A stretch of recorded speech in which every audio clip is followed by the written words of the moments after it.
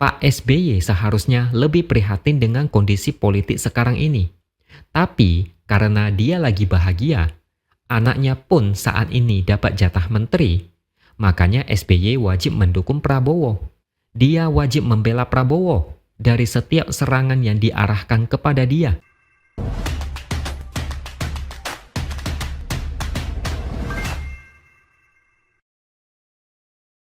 Halo, bertemu lagi dengan saya, X Hardy di Opini Siward. Partai Demokrat pada hari Rabu kemarin menggelar acara dengan tema Buka Puasa bersama Presiden terpilih periode 2024-2029. AHY hadir dan SBY juga ikut hadir. SBY memberikan kata sambutan di mana dia memberikan dukungan kepada Prabowo. SBY menjelaskan kenapa Prabowo Gibran bisa menang Pilpres. Dia bilang ini karena rakyat memang menghendaki Prabowo memimpin negara ini. SBY mengaku selama 3-4 bulan dia berkunjung ke 85 kabupaten dan kota. Dan dia merasa Prabowo yang akan terpilih menjadi presiden. Bukan cuma survei yang banyak memenangkan Prabowo, tapi kenyataan di lapangan menunjukkan memang dukungan rakyat kepada Prabowo sangatlah kuat di desa, kecamatan, kabupaten, kota. Itu menurut pengakuan SBY. SBY lalu mengatakan yang terpenting adalah janganlah melukai hati rakyat yang memang memilih Prabowo untuk memimpin negara ini. Pertanyaannya, rakyat yang mana? Apakah rakyat yang bahagia karena dikasih bansos? Apakah rakyat yang ditakuti kalau Prabowo tidak menang maka bansos tidak dilanjutkan?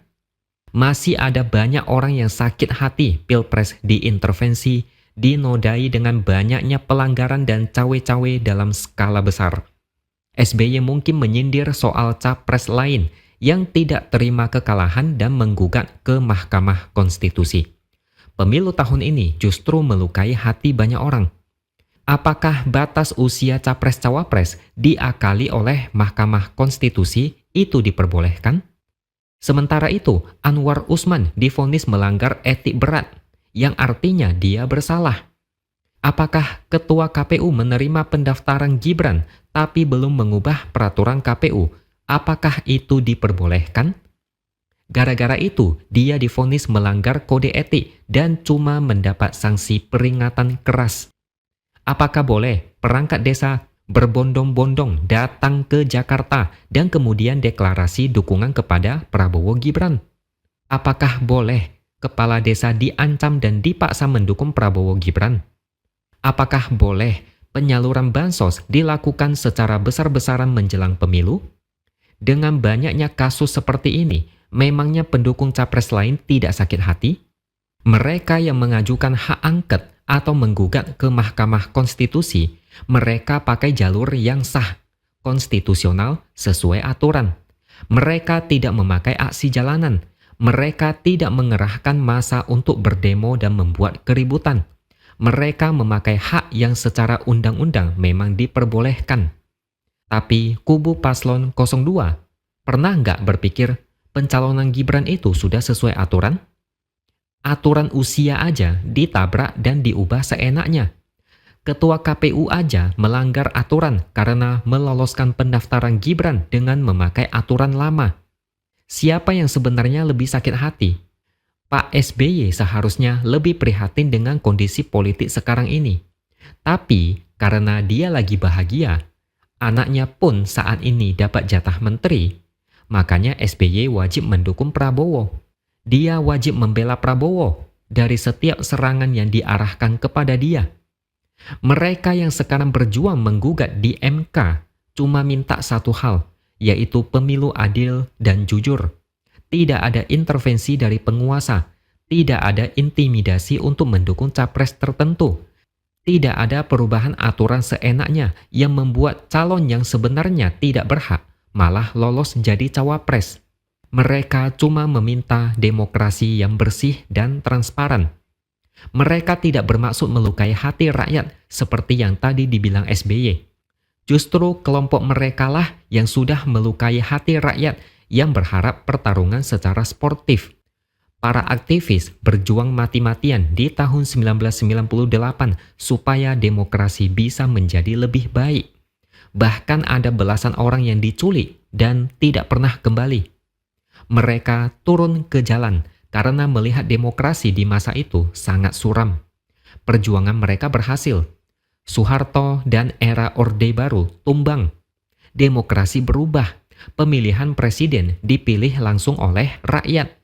Tapi sekarang demokrasi mundur jauh ke belakang akibat ulah segelintir orang yang tidak rela kehilangan kekuasaan.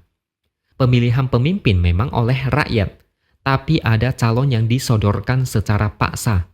Salah satunya yang masih belum cukup umur, tapi dipaksakan. Tahu nggak kenapa SBY memuji Prabowo dan AHY juga memuji Prabowo dan Jokowi? Salah satunya adalah karena Demokrat sedang bahagia.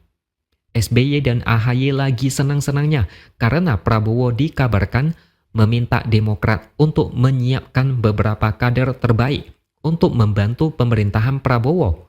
Atau lebih gampang kita sebut, Demokrat bakal dapat jatah menteri. Berapa kursi menteri? Saya kurang tahu. Tapi kalau Golkar mau 5 kursi, mungkin Demokrat bakal dikasih 3 kursi. Lumayan kan, kalau memang dikabulkan? SBY pura-pura lupa, padahal sebelum Demokrat mendukung Prabowo Gibran, SBY sibuk menuduh yang enggak-enggak. Misalnya, SBY pernah bilang dia dapat informasi pemilu 2024 nanti akan dibuat tidak jujur dan adil. Dia bilang ada kemungkinan Pilpres 2024 cuma diikuti 2 paslon. SBY turun gunung gara-gara itu. Dia resah dan panik. Saat itu, Demokrat masih jadi oposisi dan AHY sedang disiapkan untuk menjadi cawapres. SBY gelisah karena kalau memang Pilpres cuma diikuti 2 paslon, peluang AHY menjadi cawapres bisa kandas. Mereka sudah pernah sakit hati ditikung di Pilpres 2019. Tapi sekarang SBY berbalik memuji-muji. AHY dulu pernah menyindir Jokowi yang cuma gunting pita proyek pembangunan di era SBY, lalu diresmikan oleh Jokowi. AHY juga pernah mengejek Jokowi soal program BLT. Dia bilang Jokowi mengkritik BLT era SBY karena menghamburkan uang negara. Sebelum Pilpres, Jokowi bagi bansos besar-besaran, tapi AHY diam saja, pura-pura enggak tahu. Sekarang dia malah memuji IKN yang katanya karya besar, tapi dulunya mengkritik habis-habisan. Demokrat justru secara tidak langsung mengkhianati rakyat. Dulu mereka mengkritik pemerintah bawa-bawa nama rakyat. Sekarang mereka tetap membawa nama rakyat untuk memuji Prabowo yang didukung Jokowi. Ini adalah contoh logika yang rusak karena ambisi politik. Rakyat cuma dijadikan alat politik. AHY mengkritik Jokowi, pasti katanya demi rakyat. Sekarang dia mendukung Jokowi demi rakyat juga. Pertanyaannya, rakyat yang mana? Begitu mudahnya mereka memutarbalikkan ucapan tanpa rasa malu. Hari ini marah, besoknya memuji karena dikasih kue yang enak. Oke, sampai di sini dulu opini dari saya. Subscribe channel ini supaya makin berkembang dan jangan lupa tuliskan komentar Anda. Terima kasih sudah menonton dan sampai jumpa lagi di lain kesempatan.